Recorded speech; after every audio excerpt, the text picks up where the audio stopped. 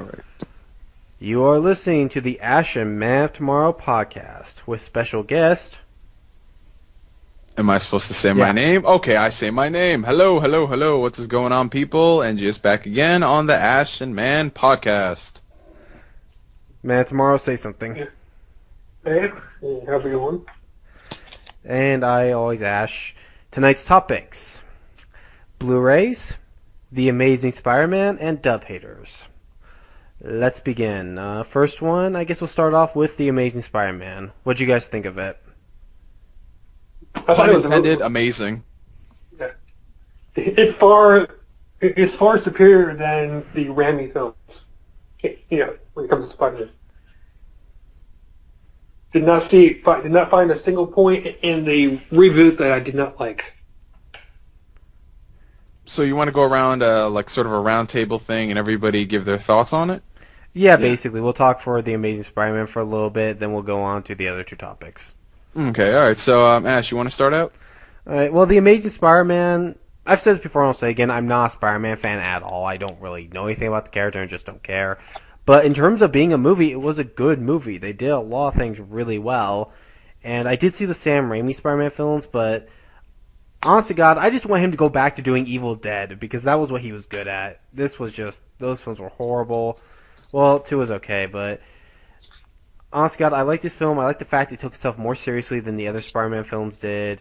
Mm-hmm. It had a better premise, and I liked the Peter Parker here better than Tobey Maguire. Tobey Maguire is such a hit-and-miss actor, more miss than hit. So this was the second best film I've seen this year. Secret World of Arietti's still number 1, though. Oh, I've yet to see that. I have to catch up on my Ghibli stuff. I've been lacking. I think they got a new one coming out this year, something The Poppy. Maybe, but Ghibli. Yep, yes they do. Matt, tomorrow, was this your favorite film of the year, The Amazing Spider-Man? I love the film, but I'm not going to go out and say it was my all-time favorite, because I'm waiting to reserve judgment on The Dark Knight and the Bourne Legacy. You forgot The Hobbit. Oh yeah. My bad. Hobbit as well. Yeah, I'm looking forward to that film, which is going to be a two-parter. Mm-hmm. So that. I mean, to go into further with the reboot film. I kept track of the film news that the Spider-Man 4 was canned, which I praise Sony for doing that, because there's no way on earth that you're going to have Anne Hathaway be the Vultress, a completely made-up character that wasn't even in the comics, and of course killing off Mary Jane. Yeah, that there tells you right in stone that Sam Raimi was never a real fan. I strongly believe he just used the idea that he was a fan to get his foot in the door, and then rework the mythology in the way that he wanted to. But with this film, I definitely agree that Tobey Maguire is a hit and miss. I haven't seen a lot of his work, but some films he has done, they're okay, like Seabiscuit. But with Spider-Man, it's just a one-dimensional character for him. Like with the comparison of Andrew Garfield and himself with the death of Uncle Ben. Okay, in Raimi's film, it's straightforward. You don't really see a lot of emotion on Toby's face. You see a couple of teardrops. Then you hear the cops say, well, the robber has gone down this street. Like a light switch, Toby's character, Peter, the robber. And in this reboot, Andrew Garfield rushes to his uncle's side, which, for the record, we actually see Uncle Ben get shot in the Raimi film. You don't.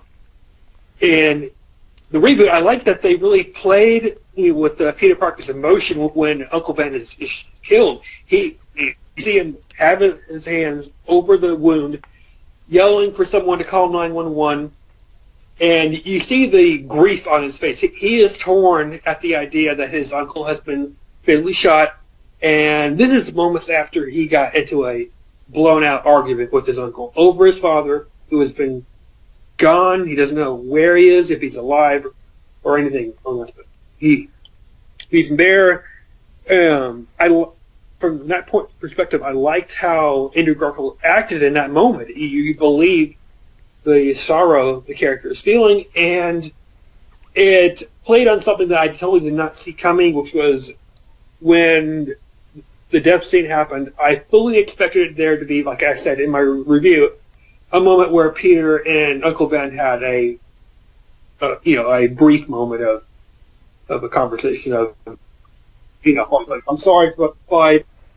It's apologizing, saying how they care about each other, but no, they didn't happen. And I somewhat like that because it hits into reality where sometimes we say things or do something that is wrong, like an argument, or you not going to spend time with them, and then they did that, and it's a regrettable moment. Here, you have that.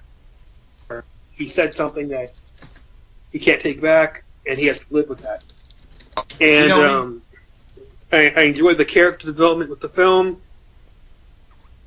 With this is going to be a brief off topic, but it's somewhat related. I have to disagree, and if you've seen my review, again, you already know this. I know Neo already knows this. That StormSync thinks that the film was mostly centered on Ultimate Spider-Man. I have to disagree. You don't see Mary Jane in the film. In the comics, she's the main love interest. Captain Stacy was killed by a robber in the comics. In this film, he's killed by the Lizard. And as for the modern aspect, which was the Ultimate Spider-Man comics, that doesn't really point to anything directly because, of course, reboots are going to be set in the current timeline, which is 2012. So it's going to be set in the year 2012 in the reboot. With the Warehouse, I didn't view that as it being a direct tie to the comic book. It might have been a little nod, but the way how I viewed it was he was trying to test out his agility. If he pulled off those tricks out in the neighborhood, it would surely draw a lot of attention. Like, how is it he's able to do these amazing jumps that wouldn't be possible in reality? So, and with the last point of the Lizard being genetic, if you've read the comics, there's at least one character that is genetic, and that's the Green Goblin. He took a serum to basically transform into the Goblin. He wasn't a costume like in the classic, so that still applied to the classic universe because the Lizard was also genetic, and his mind was corrupted by the DNA and went to where it perfect humanity by turning into the Lizard. So I'll give it over to Neo. Okay. Yeah, more or less, I really, really did enjoy the film. I was, eagerly anticipating it, ever since they announced the series would be rebooted, 2.5 years ago. And, it is, in my opinion, nothing short of amazing. Finally, we get a Spider-Man film that is more grounded, it's more serious, it's not campy, thankfully, because that was one of my bigger complaints with the Raimi trilogy. It's that it felt too campy and too cheesy and corny at the worst of times. It's like they never took certain scenes seriously, and just in general, they really did rush a lot of things in order to get to the action, and it just felt like a camp fest, more or less. Not on the level of Batman and Robin, but it's definitely getting up there when you compare it to the comics.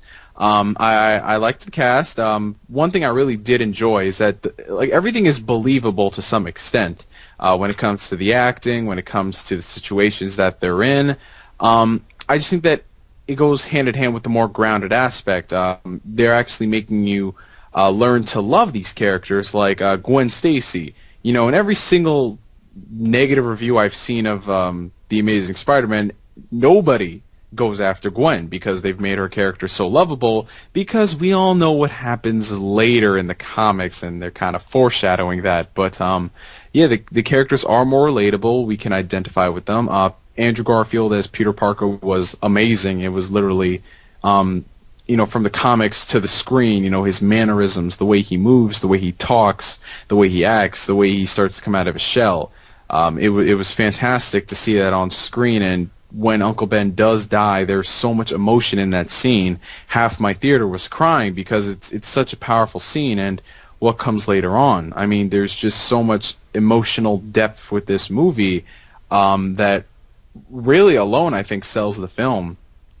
And yeah, they're just they're taking their time to establish this new Spider-Man universe. I see some people are complaining that they dropped the parents aspect or the robbers aspect from the film.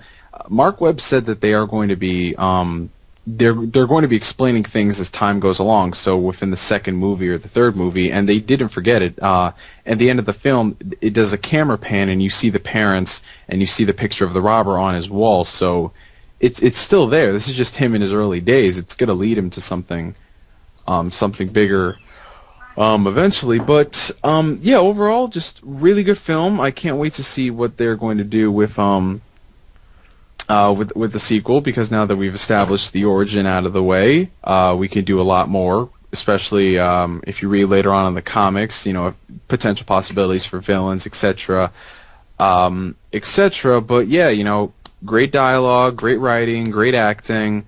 I don't know if you guys have noticed this, but have you guys been keeping up with like the trailers that they released for the movie? You mean in the theater or outside? Like on the internet? Well, just in general, like trailers that they put out for the film. I noticed that they took a lot of stuff out of the trailer, out of the movie that was in the trailer.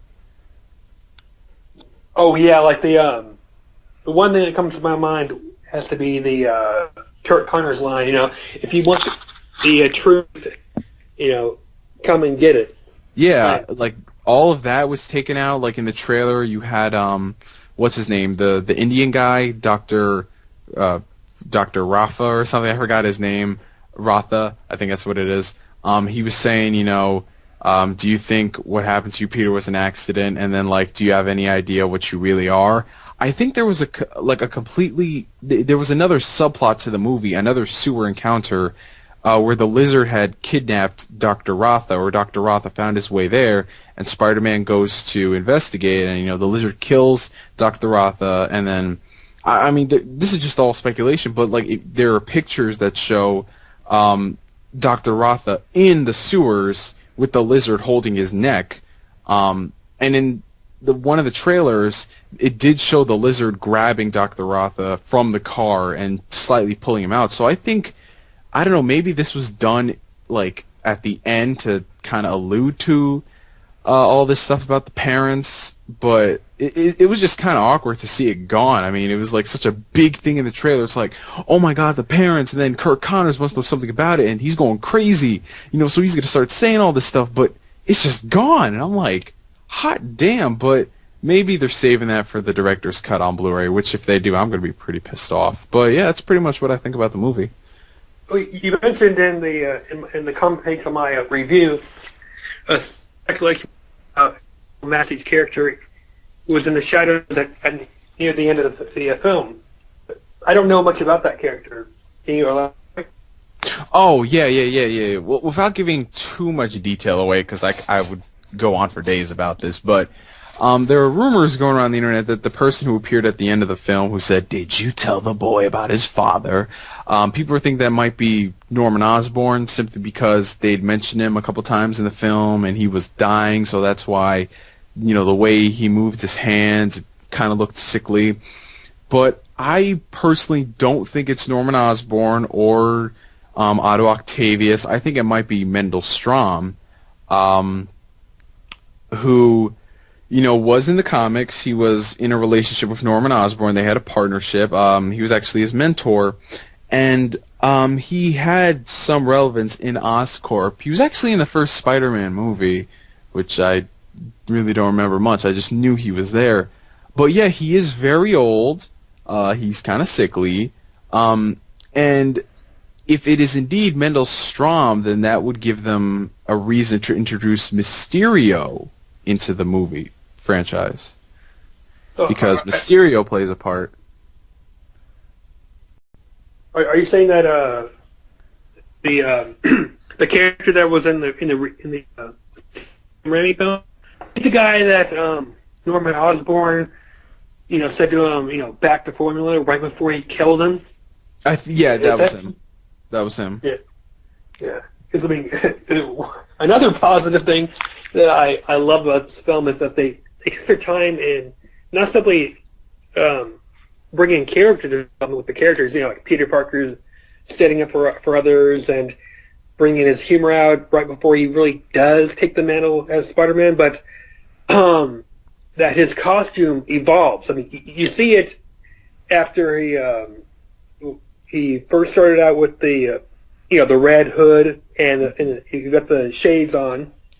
Then that evolves to the eyepieces and the span, and it gets and the webbing, which is a trial and error.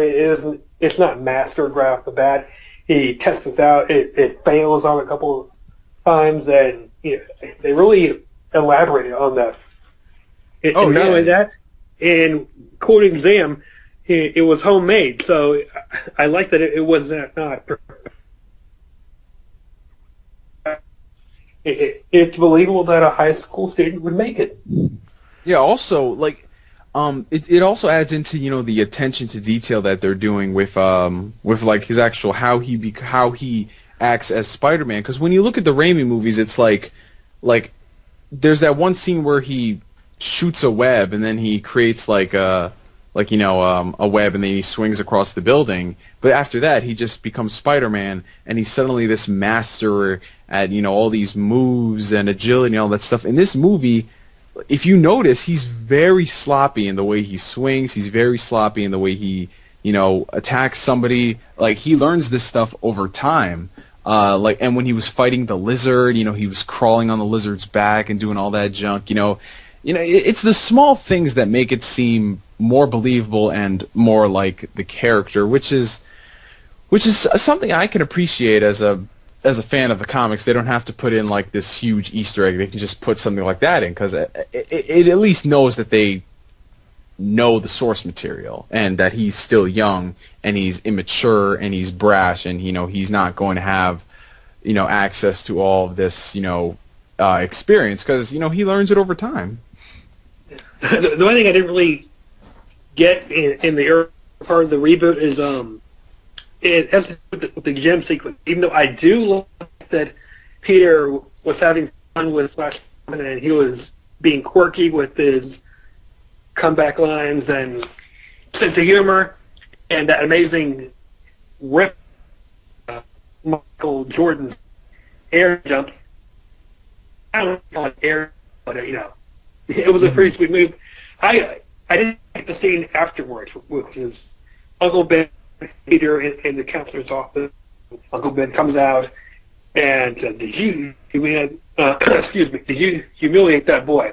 And Peter pretty much nods. And I'm like, does this have to do with the backboard of or basically his actions with Flash Thompson? Because I did not do that as quote I'm tripping over my words here. Humiliating or harassment or whatever, because unless you count the push when he went to go make the jump for the shot, I was a bit at loss of words there because I didn't know, was he in trouble because of what he, quote, treated Flash or the basketball backboard or what? I see what you mean, yeah. Because in my opinion, it would have made more sense if they went something like the route of Spider-Man, where it's after he's established somewhat that he has some abilities. I mean, he's still learning them, and he gets sick and tired. This is when he has an attitude, and he gets sick and tired of Flash picking on him. So this resorts to a fight, and Peter, from that point, he decides he's just going to dodge him, not physically fight him, and his reflexes kick in. He puts his hand out. Flash makes contact with the palm of his hand, and this causes his hand to break. And Peter's like, I told you I didn't want to fight. Like he you see remorse there, and then that leads to Aunt and Uncle May at their house saying, they just got a phone call from Flash's parents, and he's in the hospital, and they might sue, and they're chewing out Peter because of that, because they barely have any money to live by. So that would have been a bit more effective in regard, or something that seemed more believable, because I failed to see any real connection. I mean, if it's strictly based on the backboard, it would make sense because that's the destruction of property. If it's that, yeah, I can see why. But it was. I think what happened was it was a combination of both defacing the property in addition to humiliating Flash. But the thing is, it's like the way it went out in the comics is that he got sick and tired of dealing with Flash. So in the Amazing series, he challenged him to a boxing match. And that was willingly. He was just like, you know what, let's just take this outside. And that very much happened sort of like it did in this movie. It was him Peter was essentially abusing his powers. He got tired of it. So, let me humiliate him without even, more or less touching him or physically attacking him. He was just, grabbing the ball from him, and then he just shoved him. In the Raimi film, it was all pure coincidence that he was avoiding all that stuff because it just kicked in, it happened, and then he just randomly punched. But I think they could have done more to elaborate on the humiliation, because it's like you're just grabbing the ball and you're just throwing it around. I mean, it doesn't seem too much of a humiliation. I mean, especially if you're there was 10 people in that damn gym. Yeah. And on top of that, I'm somewhat in the middle here with Flash Thompson, quote unquote, developing a friendship with Peter. I mean, I'm aware that in the Spider-Girl universe, Flash Thompson and Peter do become friends, but this they're trying to go to reality, because I'm positive that if it happened in reality,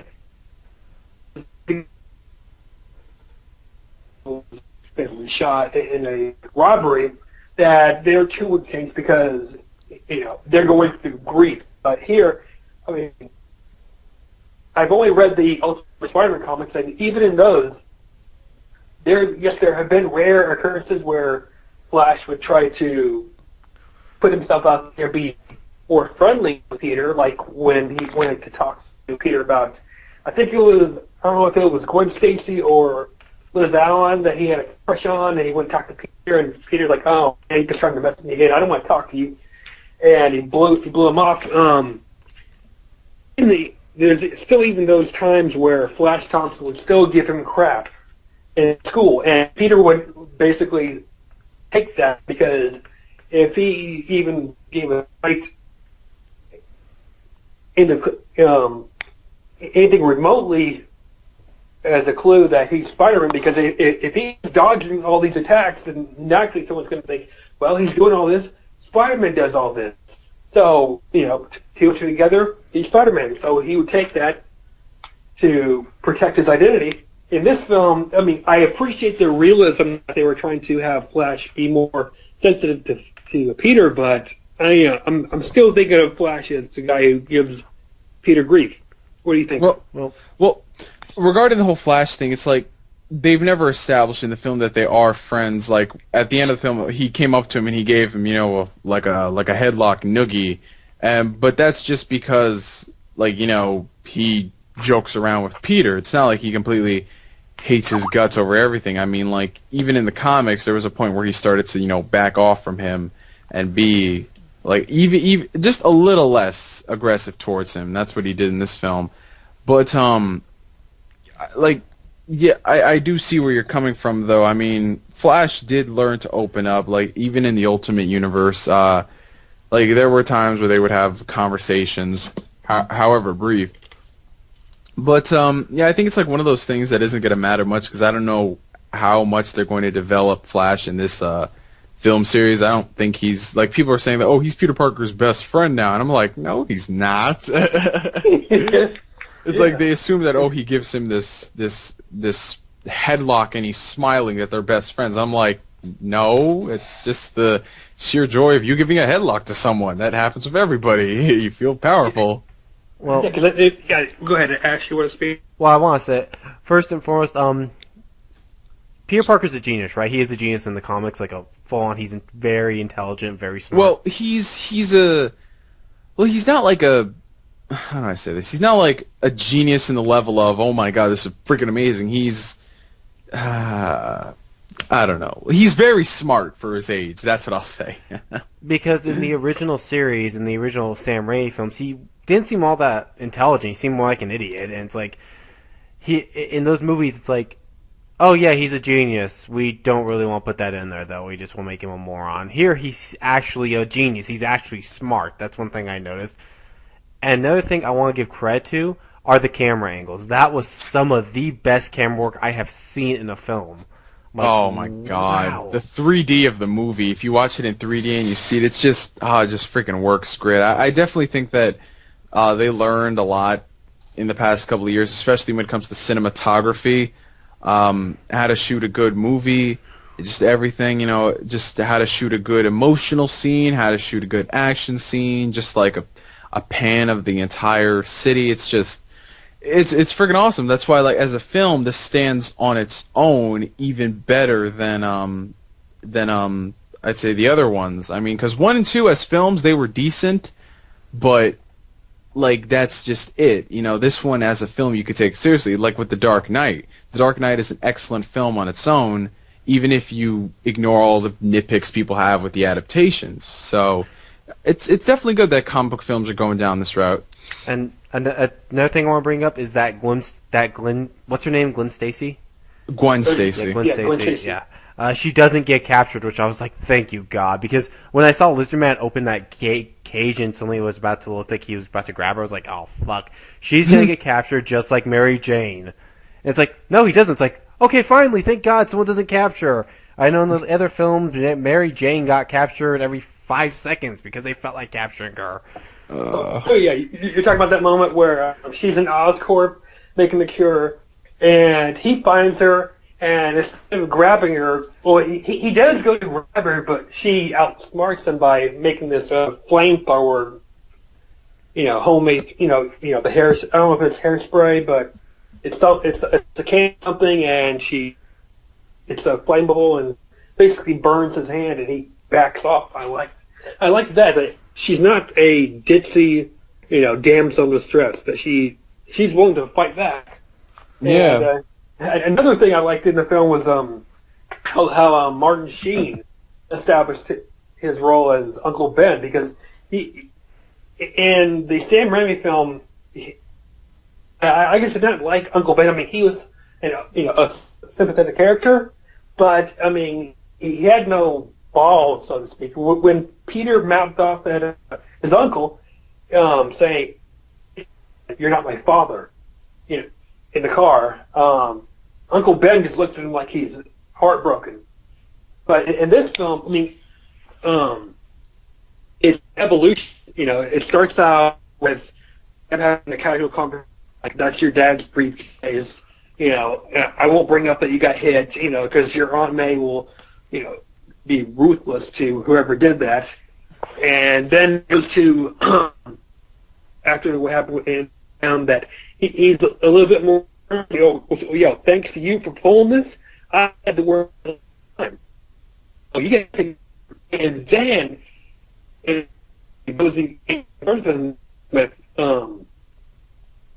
it's after home and phone call when he was working with Kirk Connors, and it's that classic, don't screw with Dad moment. The father's out front. He's like, I'm glad that your phone can work. Get your butt inside.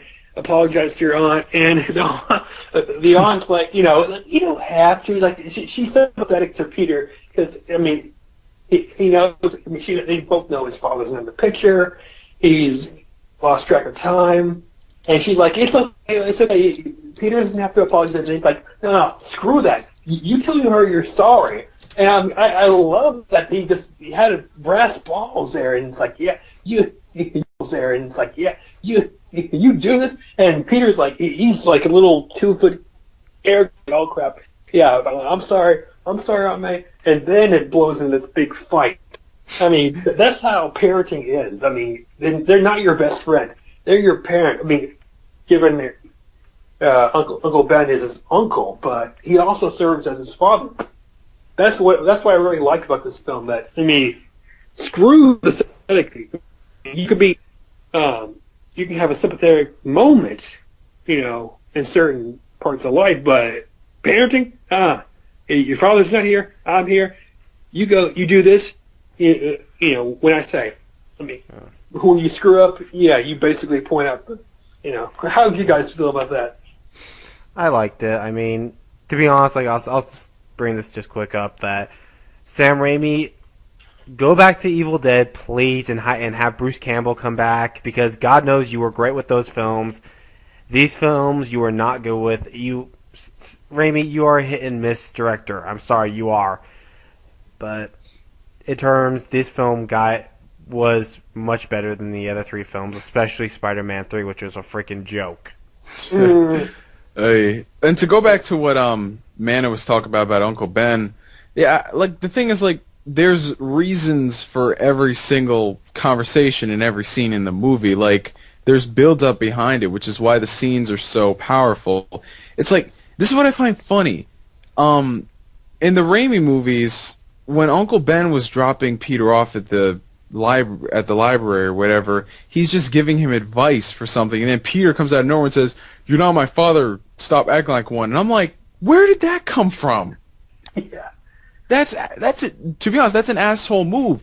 Yet in this one, they were talking about Peter being irresponsible, and he said, if your father lived by this philosophy that if you've got powers, it's your responsibility to do something with it. And then Peter said, then why isn't he here right now? And then Uncle Ben gets mad, saying, "Oh, you're better than this, Peter." That is a scene ripped straight from Ultimate Spider-Man, and it was handled beautifully. I mean, I need this movie. I need to go see it again. Can we please move on to something else now? All right, then. Next topic, dub haters. Oh, you want to start that one off, Ash? Sure.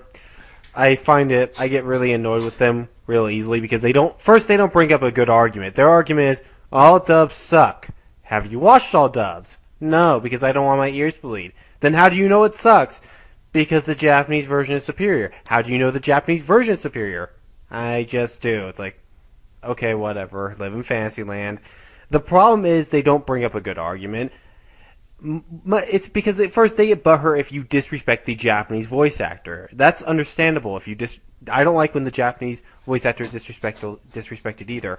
But it seems like to them, oh, well, I'm going to disrespect the English voice actor because that's okay. It's not okay. What they don't realize about anime dubs, first, a lot of the voice actors, they love to do it. That's one of the things that I love about dubbed anime nowadays. These voice actors love to do it. It's not people bums off the streets. It's 100% people who know what they're doing and they have a real passion for this. And the pay is complete shit too. That's another thing that dub haters don't realize is a lot of voice actors get shit pay. I mean, unless you're like Steve Blum, who gets amazing money, most voice actors don't get a lot of money, and it's just really irritating. I'm also irritated with this whole emotion crap. Oh, the Japanese voice actors, they bring more emotion to the scene. That's not entirely true. Voice actors here in the U.S., they bring a lot of great emotion too. In fact, every actor is different. I mean, every voice actor, Japanese or English, they're different. No one is going to be the same in terms of acting or skill. Mm-hmm. You guys can... sorry. Man, tomorrow you continue. Okay, well, in that... the follow-up in that argument, when it comes to dubbing, there hasn't been a lot of dubbing, I know, that it's good or bad. I mean, there's some I have heard that's kind of mediocre, but the real superior dubbing I've heard has to be straight up from the Kai uncut. Whenever I watch an episode, I can get a feeling of the actors, putting their and enthusiasm into the characters. And this is argument fans. I think it's Sonny Strait, he's the one who voices Krillin, right? Mm-hmm. Yeah, he brought up this argument when it came to Kai, that I guess you could say it's similar to the dub haters, because they're saying that Dragon Ball Kai is crap and it's terrible. And he asked them, "Well, have you watched the DVDs?" They say, "No." Well, then what? Because I have never watched Kai on 4Kids. I to watch them because based on what Sonny Strait describes it, it's pretty embarrassing. Namely, the Namek expression, which is, I think it's the scene where it's after Frieza has killed him off, and I believe Goku's doing the speech.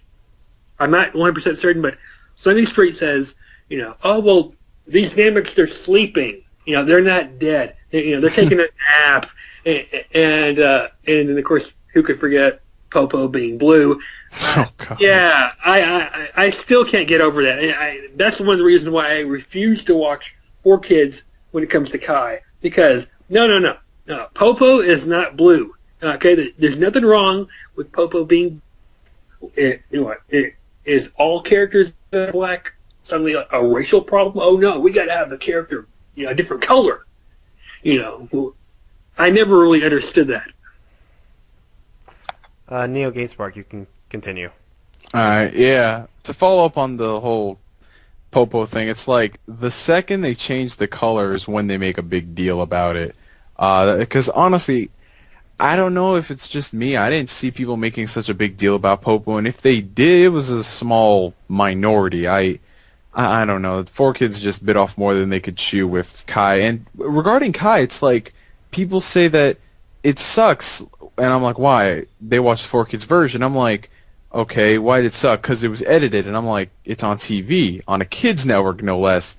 And I'm like, the thing about Kai that you have to notice, though, is that the improvements in the acting, the improvements in the script writing, the improvements in the pacing, all that stuff that just seems to glance over their head. But going back to dubs and the dub haters, there was definitely a time when it was cool to hate on anime dubs or watching them in English dubs, like in the 80s and the 90s when dubs were notorious from being mediocre at best compared to the Japanese versions. There was a time, and it took a while for anime to get established over here where they could actually take the show seriously and provide a good English product.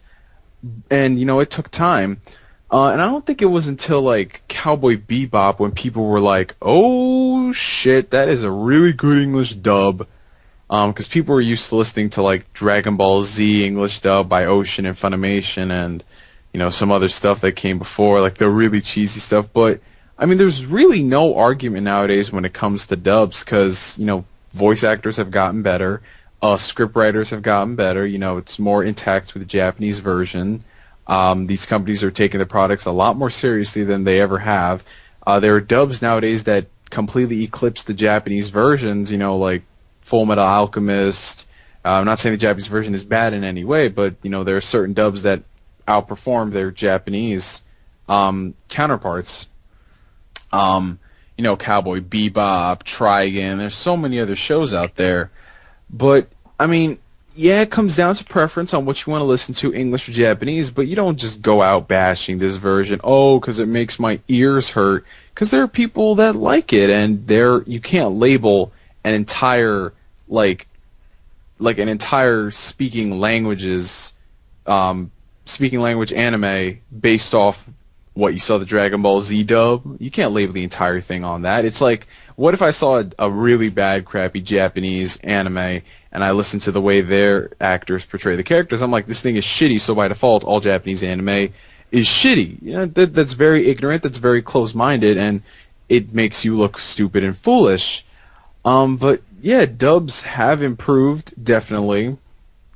over time. It's taken some time for them to get better, but they are here. While there are some dubs nowadays that are still wonky, that's to be expected, if anything. It's funny. It's like all English dub is bad, yet the Japanese versions are superior by default. When most of these people don't speak Japanese, they don't read Japanese, most of them probably wouldn't know what makes a good performance if they listen to that, because they just think that, it just sounds cooler, so it makes it better.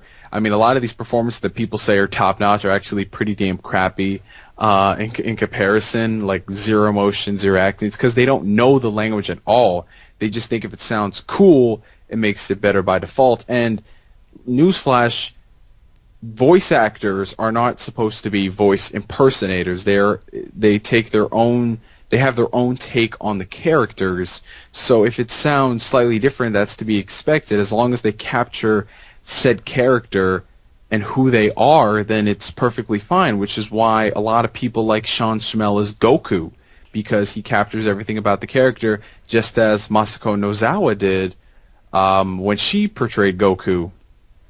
They can capture the same character, his goofiness, etc., etc. You guys already know Goku, but they don't need to sound completely like the Japanese counterpart in order to be good, because that's foolish in some cases. Because what if it's poorly acted? What if the script is crappy, etc., etc.? I mean, there's so many variables that you have to consider. But to sum it up, to hate on an entire freaking English-speaking language just because of one bad dub you've seen, it's ignorant. Well, now, to go into that, are you being... I just wanted to bring this up, Matt, tomorrow. Mm-hmm. One quick thing. It's also the fact that when our stuff gets dubbed in Japanese, like an American cartoon or American movie, I hear people praising it, saying, "Oh, it's so awesome in Japanese. Oh, why aren't they doing more stuff in Japanese?" It's like, and you could tell it's poorly dubbed, yet they're saying, "Oh, it's great. No, it's great. You're not understanding it. It's a horrible dub." I'm going to be honest. Okay, when it comes to subs, certain anime, yes, I'll watch subbed. Absolutely. Mm-hmm. There are bad dubs. No one questions that. But there's also good dubs. There's also very good dubs. And another thing in terms of other like live action Japanese films or Asian films or European, I have to watch that sub because live action stuff, in my personal opinion, is impossible to really dub because of the sync, lip syncing, and all that stuff. But that's just my opinion of it. Yeah. It's the truth. I mean, it's like, oh man, fuck English dubs, and then when a English cartoon comes over there, it's so much better because it's in Japanese. I mean, these are the freaking weeaboos, the hardcore otaku who don't want to hear anything unless it's in Japanese, which is what I find funny. It's like, you know what? Let's take a really popular movie and let's dub over it with Japanese voices and let's see what they'd say. Oh, it's so much cooler now, yet it looks stupid. The bottom line is that, like Ash said, there are good dubs, there are bad dubs, just as there are bad Japanese versions and good Japanese versions. Oh man, idiots. All right, man. Tomorrow. Well, yeah. Go ahead. Well, you finish this one off, and we'll go on to our final topic. Okay. Two points. I mean, one is sort of to elaborate. I mean, in question of what was Neo talking about when it comes to the dubbing. I mean, is he talking about in the perspective of the Japanese counterpart, like their mannerism? Because I know with Goku, I have watched Dragon Ball Z, the Funimation version from start to finish. The Saiyan Saga to the Buu Saga in the Japanese format, and that the voice actor, her impersonation of Goku, it's a bit more believable because she's interpreting Goku as a dimwit, because she doesn't call Master Roshi Master Roshi. She calls Master Roshi old timer because Goku isn't sophisticated. Are you saying, that some dubs should not try to incorporate the dialogue from the Japanese counterpart? Like, for example, Goku saying in the Funimation. I don't know if it's the Funimation, but the Kai or both. When Goku's a Super Saiyan in the redubbing, he actually uses that line that I am Son Goku and I am a Super Saiyan, Are you saying that dubbing shouldn't be like that, or that it shouldn't have the characteristics, or what exactly? No. When it comes to when I said like these are voice actors, not voice impersonators, I meant like the certain way a Japanese actor plays a character. Like let's say for example they have this like really, really, really deep voice that you can't understand one syllable at all, and then when they bring it over here to the States, the actor looks at the character, does his own take on it, and yet that's somehow bad. Apparently, I mean like when it comes to Goku calling Master Roshi old timer, that's just something. That's just a different way of talking to a person. It's like hey old timer, instead of calling him Master Roshi. It's just like one of those things, and it also brings up another point. When it comes to accuracy when doing scripts, like people complain that, oh, the English script is not as accurate to the Japanese version, and I'm like, well, it kind of can't be a 100% literal word-for-word translation because these things called mouth flaps and how many words we can fit in an English mouth flap as opposed to a Japanese. Oh man, these people know nothing about the art of dubbing. I'll say this one quick thing, and to let Matt tomorrow finish this off, then we gotta wrap this up pretty soon. But Okay. when it comes to scripting, the reason they can't do a 100% accurate script is because it would just come off, because then it would sound very weird. Some of them, it's like, for instance, Krillin in the Japanese where he's called Kuruin, I can't even pronounce that name. Korean. Korean, yeah. You put that, if you started saying these English actors saying that, I'd be like, what the hell is he? What's he calling Krillin? It's like it wouldn't make any sense. So it's like they have to do that. Certain things that literally like we can't fit in our mouth flaps and without sounding weird, because like look at some of the Gundam series. A lot of those are literal translations, like word for word. It's like they just translated it, and they come off as weird and awkward, and it's all part of the art of adapting from one language to another. You have to change some things around, still have the same meaning, but the wording is just tweaked around a bit. Mobile Suit Gundam was a perfect example of what a good dub can be. Really good with strong scripting. The original, when it got redubbed. Hello? Yeah, I'm here. Oh, I thought you guys got cut off. I'll just bring this up, then Matt, tomorrow you can finish this one off. It's funny because apparently the Code Geass, apparently the Japanese voice actors, they actually said this. The Japanese cast said they liked Code Geass better in English. Really? Yeah, I was kind of stunned about that. They said it was better in English, in their opinion. It's like, wow.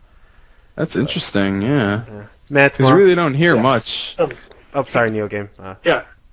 Oh, no, I was just thinking, like, you really don't hear much of... Well, I mean, the thing about anime is that, like, the Japanese do see what we do over here in the States, but, like, I don't really hear them say much on it, so that's pretty cool. But continue, man, because we've interrupted you for, like, 30 times. That's cool. One thing that I've really noticed when it comes to animes, one in specific, one that I'm really enjoying is Cat Planet Cuties, which I'll be perfectly honest here. The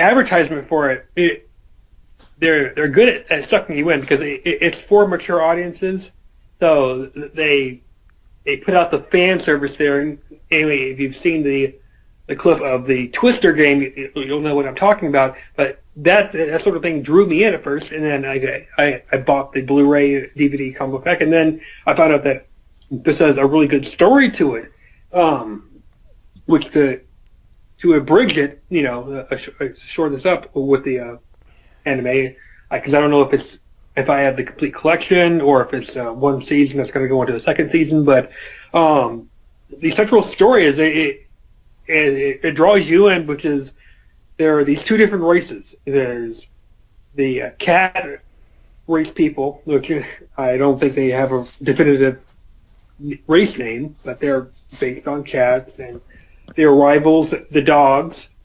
They're sort of at this war, so to speak. I mean, the dog clan people, they've already established into Earth with giving their technology, and the cat people come to Earth to learn their culture, and this leads to the sub-characters, which is the main protagonist, which, right off the top of my head, I cannot recall his name, but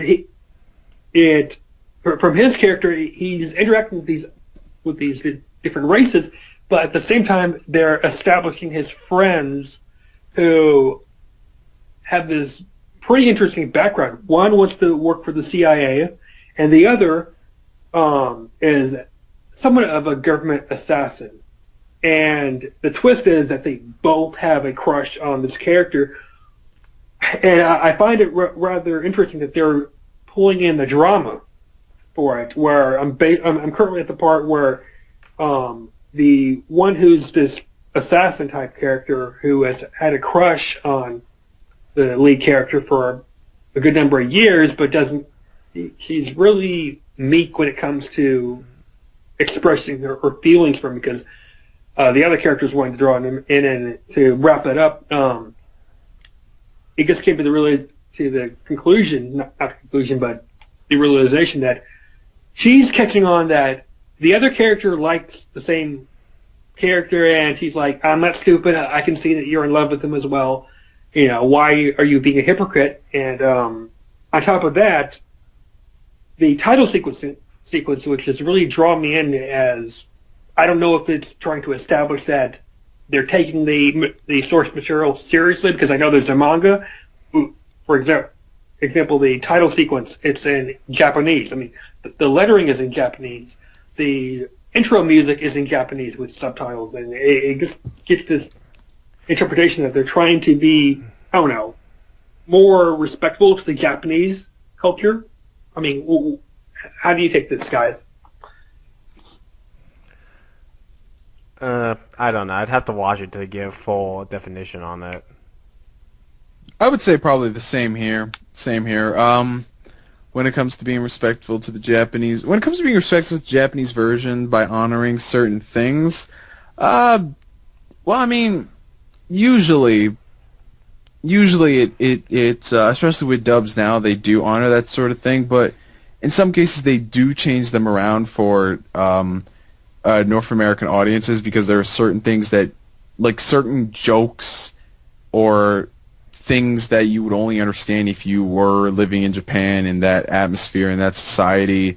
Like with the Case Closed movies, they had one movie in particular where there was this whole theme. This guy was killing people.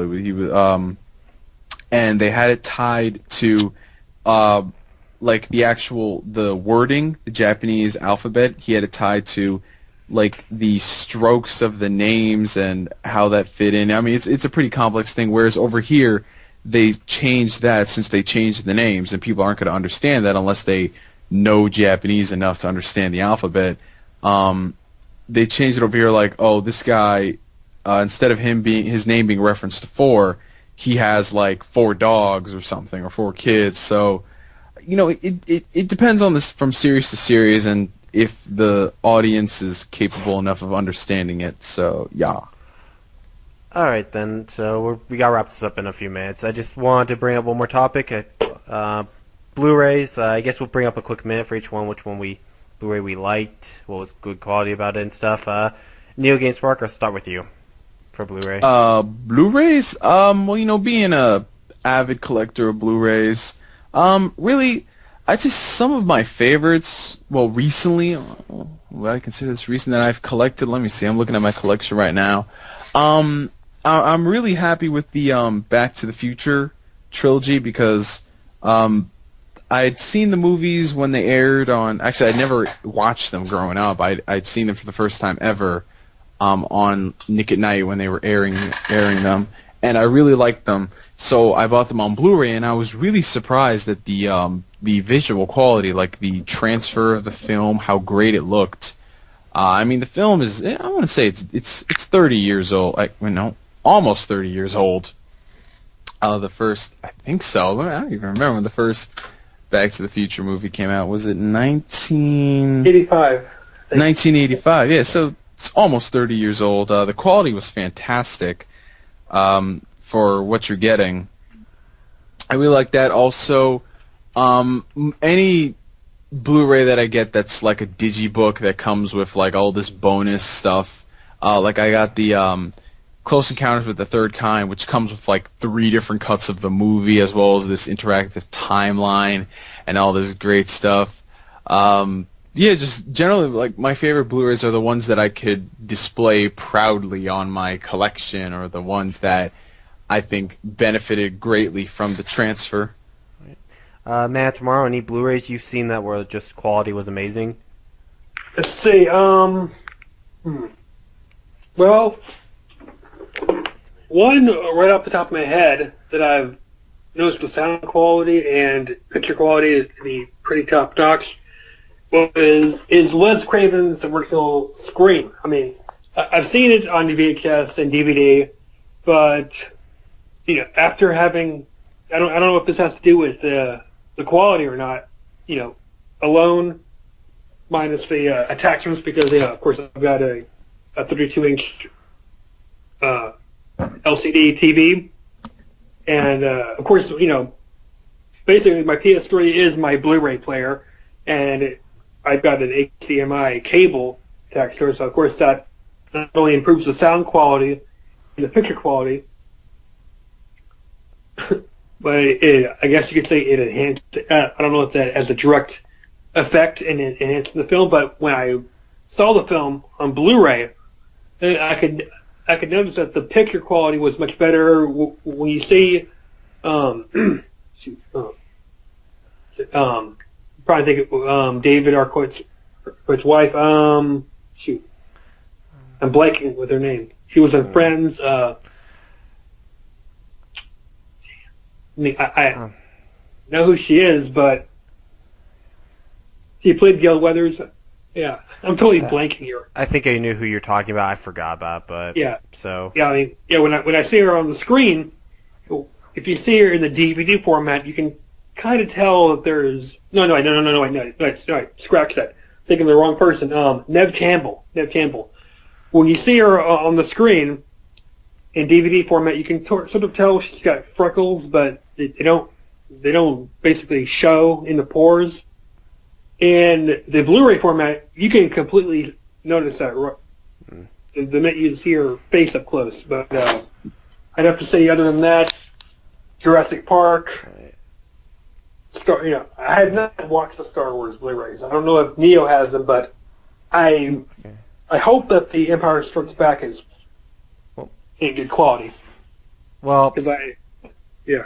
Sorry. Well, I'll just bring this quick up. The one Blu-ray I recommend anyone picking up, Army of Darkness, Evil Dead Army of Darkness, that's a great Blu-ray, actually. The quality on that was absolutely incredible. When I bought my Blu-ray player, I picked that one up for it. Oh my god, I was blown away at the quality on that thing. But we got about 2 minutes left. Anyways, I think we're going to have to wrap this up with special guest NeoGameSpark. Good to have you on. Yeah, it was fun, guys. For the whole hour we were discussing all great stuff. Yeah. You're welcome to come back if you want to be in the podcast again. Yeah, maybe next time we can host these a bit more earlier. Yeah. It's getting late. But anyways, thank you again, NeoGameSpark. Mm-hmm. And you've been listening to the Ash and Matt Tomorrow podcast. Any last words, Matt Tomorrow? Oh, no, just thanks for everyone who's watching the podcast. Hope that we can bring in more listeners, maybe some people who want to participate. For example, encourage people to send in questions for us to answer, to give our thoughts on, any kind of topic. All right, then. Well, you've been listening to the Ash and Matt Tomorrow podcast. And anyways, we will see you next week. Later. Later.